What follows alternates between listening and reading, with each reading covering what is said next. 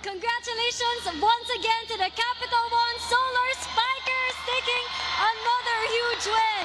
This time in straight sets against the Signal Super Spikers. So our best player of the game is of course Bella Belen with a double-double of 11 points and 14 excellent digs. So before anything else, Bella, habang fresh pa from this match, kwento mo naman sa amin kung paano kayo naging composed, lalong-lalo na sa mga dulo ng sets.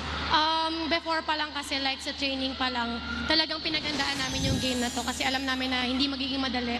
And alam naman namin yung kakayanan ng team namin. And siguro nag-trust lang kami sa sistema na binigay ni Coach Jorge kung ano yung dapat namin gawin this game. And ayun, talagang tinrabaho ng bawat isa sa amin yung game na to.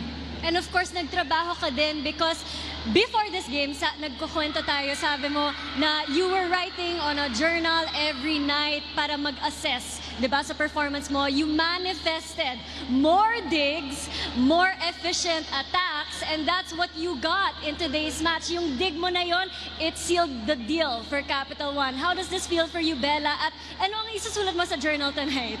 Ako, I'm not very happy po sa performance ko kasi parang I think kaya ko pa sana siyang ma-improve. Pero syempre, I'm very happy kasi naipanalo po namin yung game. And talagang nagtulungan yung bawat isa sa amin. Hindi lang isa or dalawa yung nagtrabaho, kundi talagang lahat. Ginawa nila yung best nila para manalo.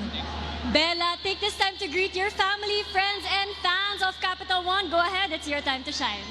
To all the people po here, thank you po for supporting the Capital One. And to my family, thank you po for always supporting me and yung Capital One. And sana po manood po kayo next games namin. And you just heard from the ray of sunshine of Capital One, Bella Belen. Back to you, 7AL.